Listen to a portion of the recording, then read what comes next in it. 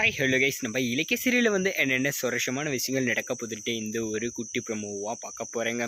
என்னென்ன சுவாரஸ்யமான விஷயங்கள் நடக்க போதுன்னா, முக்கியமாக இந்த அஞ்சலிக்கு சரியான பாடத்தை தான் இப்போ புகட்ட போகிறாங்க. அது மட்டும் இல்லாமல் எவ்வளோ தான் இந்த இலக்கிய நல்லது பண்ணலான்னு நினச்சாங்களோ அவ்வளோ எல்லாத்துக்கும் அவங்களுக்கு பெரிய பெரிய பிரச்சனை தான் அமைஞ்சிட்டு இருந்துச்சு. ஆனால் இந்த ஒரு டைமில் நம்ம கௌதமும் சரி, நம்ம இலக்கியாவும் சரி, இனிமேல் நல்லதுன்ற ஒரு விஷயத்த நம்ம பண்ணக்கூடாது.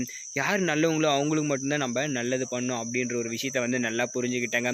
இந்த எஸ்எஸ்கேவை எப்படி பழிவாங்கன்னா அவனை மாதிரி பிளான் போட்டு அவன் அதே மாதிரி தான் அவனை என்ன பண்ணும் பழி வாங்கணும் அப்படின்னு சொல்லி பக்காவாக பிளான் போட்டு அந்த சொத்து மொத்தத்தையும் நம்ம கௌதம் இப்போ அவர் கண்ட்ரோலில் வச்சிட்ருக்காரு. இன்னொரு பக்கம் இந்த அஞ்சலி நம்ம இலக்கியாவை ஃபாலோ பண்ணிகிட்டே போனாங்க இல்லைங்களா, எங்கே அந்த இளநீர் கடைக்காரனை தேடி போனாங்க நம்ம இலக்கியா. அதே இடத்துல தான் திரும்பவும் நம்ம அஞ்சலி என்ன பண்ணாங்க, பின்னாடியே ஃபாலோ பண்ணிட்டு போயிட்டுருக்காங்க. அந்த ஒரு நேரத்தில் என்னாச்சு, நம்ம அஞ்சலி போயிட்டு நம்ம இலக்கியா பிடிச்சிடுறாங்க. வசமாக மாட்டினே ஆடி அவன் இருக்க மாட்டான் அப்படின்னு சொல்லிட்டாங்க. ஏன்னா அவன் தலை தெறிக்க ஓடிட்டான் நான் இது கேட்கும்போதே அப்படின்னு வீடியோ ஆதாரம் கேட்கும்போதே. ஆனால் அப்பயும் நீ கையும் காலமாக சிக்கிக்கிட்ட இலக்கியா, உன்னால் தப்பிக்கவே முடியாது அப்படின்னு சொல்லிட்டு நம்ம அஞ்சலி சொல்கிறாங்க. உடனே இப்போ என்ன பண்ணுறது ஏது பண்ணுறதுன்னு தெரியாமல் நம்ம இலக்கியா அங்கே நின்றுட்டுருக்காங்க. அந்த ஒரு நேரத்தில் தான் என்ன பண்ணுறாங்க, நம்ம அஞ்சலி இந்த இதுதானே நீ தேடி வந்த ஆதாரம் அப்படின்னு சொன்னாங்க. அந்த ஒரு டைமில் என்னாச்சு, நம்ம அஞ்சலி இப்போ ஆதாரத்தை காட்டினதும் நம்ம இலக்கியா என்ன பண்ணாங்கனாக்க அந்த வீடியோவை அப்படியே வாங்கி டிலீட் பண்ணி நம்ம அஞ்சலி கழுத்தை பிடிச்சி நெரிக்க ஆரம்பிச்சிட்டாங்க.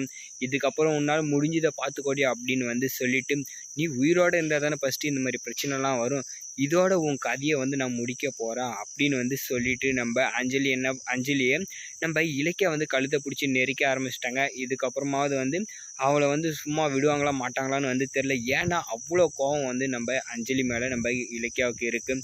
எவ்வளோ தான் அவங்க பொறுத்து போனாலும் அவங்களுக்கு திரும்ப திரும்ப பிரச்சனை கொடுக்குறதே நம்ம அஞ்சலியோட வேலையை வச்சிட்ருக்காங்க. அதுக்காக இந்த டைமில் உன்னை சும்மா விட மாட்டேன், உன் கழுத்தை பிடிச்சி நெரிச்சு கொல்ல தான் போகிறேன், நீ இருக்கவே தேவையில்லை இதுக்கப்புறம் அப்படின்னு சொல்லிட்டு ஏன்னா நீ அந்த கார்த்திகை கூட ஏமாற்றிட்டு தானே வாழ்ந்துட்டுருக்க அப்படின்னு சொல்லி கோவத்தில் இந்த மாதிரி ஒரு விஷயத்த பண்ணுறாங்க.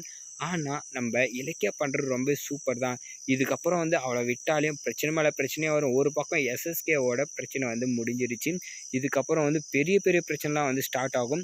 அதுக்கு முன்னே இந்த மாதிரி அஞ்சலியோட பிரச்சனையெல்லாம் மொத்தமாக நிப்பாட்டி வச்சா தான் என்ன ஆகும், நம்ம நல்லபடியாக பிஸ்னஸை டெவலப் பண்ண முடியும். நம்ம கௌதமுக்கு நம்ம ஹெல்ப் பண்ண முடியும். இல்லைனா இவ கூட நம்மளால் சண்டை போகிறதுக்கே சரியாக போயிடும்.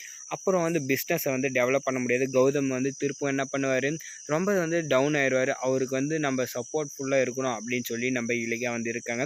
ஸோ நம்ம அஞ்சலிக்கு இந்த தண்டனை போதுமா இல்லை வேறு ஏதாவது பெருசாக கொடுக்கணுமான்றதை கமெண்ட் பண்ணி வீடியோக்கு லைக்கை போட்டு சேனலையும் சப்ஸ்கிரைப் பண்ணிக்கோங்க.